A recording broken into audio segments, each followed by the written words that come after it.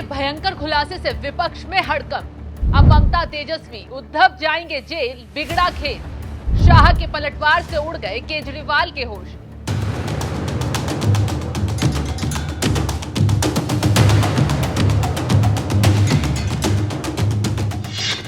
नमस्कार, आप देख रहे हैं एनएमएफ न्यूज। मैं आपके साथ शबनम। एक कहावत है, हम तो डूबेंगे सनम, तुमको भी ले डूबेंगे। इस बात को जेल से बाहर आते ही केजरीवाल ने सच करने की कोशिश कर डाली है। दरअसल जेल से आते ही केजरीवाल इस कदर एक्टिव हो गए कि ना जाने कौन सा युद्ध जीत लिया हो। इस बार केजरीवाल ने मंच संभालते ही न सिर्फ कांग्रेस अध्यक्ष मल्लिकार्जुन खड़गे की नींद उड़ा दी है, बल्कि ममता, राहुल, तेजस्वी, उद्धव सबके होश फाख्ता कर दिए। केजरीवाल ने छुटते ही ऐलान कर दिया है कि अब जेल जाने की बारी राहुल गांधी, खड़गे, ममता बनर्जी, तेजस्वी, उद्धव ठाकरे की आ गई है। अब जोश जोश में सीएम साहब बोल तो गए, लेकिन अपने लिए नई आफत भी बुला ली। आगे कुछ बताएं, पहले केजरीवाल ने क्या कुछ कहा, आप भी सुनिए। जितने विपक्ष के नेता हैं उनको जेल भेजेंगे और जितने बीजेपी के नेता हैं उनको सबको निपटा देंगे, उनकी राजनीति खत्म करते जाएंगे, उनको सबको निपटाते जाएंगे। विपक्ष के अंदर आज इन्होंने मनीष सिसोदिया को जेल भेज दिया, संजय सिंह को जेल भेज दिया, सत्येंद्र जैन को जेल भेज दिया, केजरीवाल को जेल भेज दिया, हेमंत सोरेन को जेल भेज दिया, ममता दीदी के कई मंत्रियों को जेल भेज दिया, स्टैलिन के कई मंत्रियों को जेल भेज दिया, केरला के सीएम के पीछे पड़े हैं। अगर ये चुनाव जीत गए, मेरे से लिखवा लो एफिडेविट के ऊपर, थोड़े दिन के बाद ममता दीदी जेल में होंगी, तेजस्वी यादव जेल में होगा, स्टैलिन साहब जेल के अंदर होंगे, पिनरई विजयन जेल के अंदर होंगे, उद्धव ठाकरे जेल के अंदर होंगे, जितने विपक्ष के नेता ये सारे जेल के अंदर होंगे। केजरीवाल दावा कर रहे हैं कि अगर 2024 में बीजेपी जीत जाती है तो विपक्ष के बड़े बड़े नेताओं को जेल जाना तय है। अब केजरीवाल की बात तुक्का है या फिर इशारा कर रहे हैं कि विपक्ष के जितने भी नेता घोटाले में फंसे हैं उनका जेल जाने का वक्त पास आ गया है, क्योंकि वो भी बचते रहे और आखिर में उन्हें जेल जाना पड़ा। तो चलिए, जितने विपक्ष के नेताओं का नाम केजरीवाल अब मंच से ले रहे हैं, पहले उनका ही काला चिट्ठा खोल देते हैं। तो सबसे पहले तेजस्वी यादव की बात करते हैं। तेजस्वी यादव पर खुद जमीन के बदले नौकरी देने के मामले यानी रेलवे भर्ती घोटाले में ईडी ने शिकंजा कसा हुआ है। जांच चल रही है। कई बार तेजस्वी से पूछताछ भी की जा चुकी है, संपत्ति तक जब्त हो चुकी है।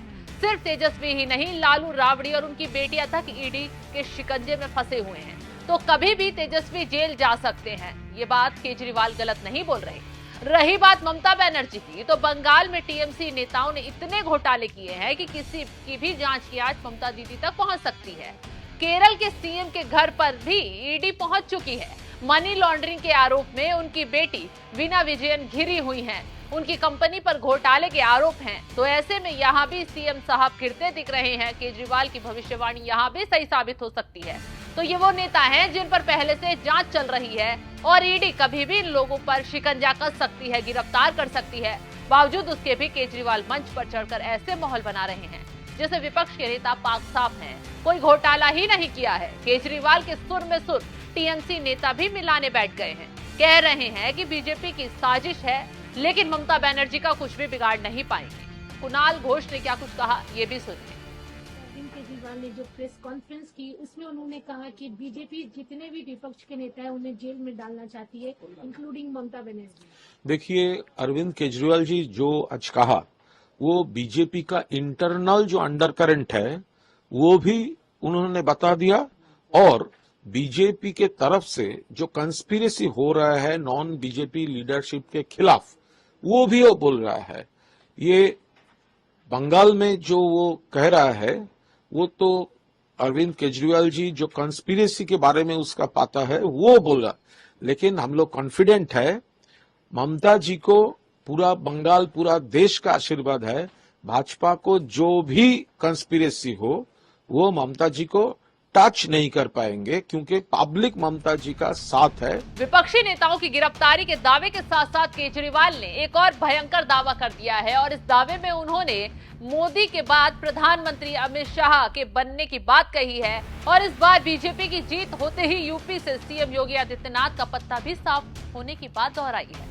अगर ये चुनाव जीत गए, इन्होंने बीजेपी का एक नेता नहीं छोड़ा, आडवाणी जी की राजनीति खत्म कर दी इन्होंने, मुरली मनोहर जोशी की राजनीति खत्म कर दी, सुमित्रा महाजन की, शिवराज सिंह चौहान जिसने मध्य प्रदेश का चुनाव जीत के दिया इन लोगों ने, शिवराज सिंह चौहान ने उसको मुख्यमंत्री नहीं बनाया, उसकी राजनीति खत्म कर दी। वसुंधरा राजे की राजनीति खत्म कर दी इन्होंने, खट्टर साहब की राजनीति खत्म कर दी, डॉक्टर रमन सिंह की राजनीति खत्म कर दी। अब अगला किसका नंबर है? योगी आदित्यनाथ।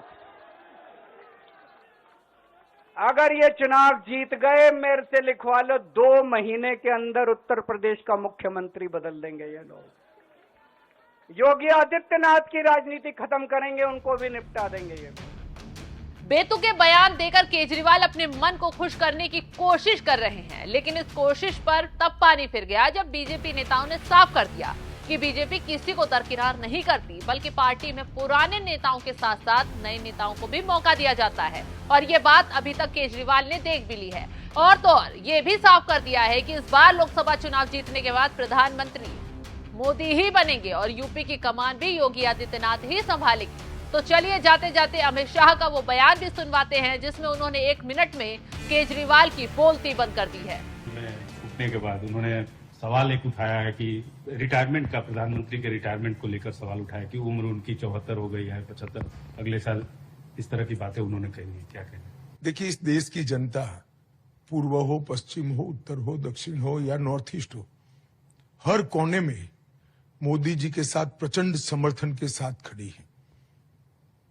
इंडिया अलायंस के जितने भी चट्टे बट्टे हैं वो सभी को मालूम है कि हम 400 पार करने जा रहे हैं, मोदी जी तीसरी बार इस देश का प्रधानमंत्री बनेंगे। इसलिए इस प्रकार की भ्रांति फैला रहे हैं। मैं देश की जनता के सामने स्पष्ट करना चाहता हूं कि भाजपा के संविधान में ऐसा कोई प्रोविजन नहीं है। मोदी जी ही 29 तक नेतृत्व करेंगे और मोदी जी ही आने वाले चुनाव का भी नेतृत्व करेंगे। इंडिया अलायंस के लिए कोई अच्छा समाचार नहीं है। उनको खुश होने की जरूरत नहीं है। उनको ज्यादा परिश्रम करना चाहिए, भ्रष्टाचार बंद करना चाहिए और लोगों के प्रति सहानुभूति और संवेदनशीलता के साथ काम करना चाहिए। इसकी जगह इस प्रकार के झूठे भ्रम फैलाकर वो चुनाव नहीं जीत सकते।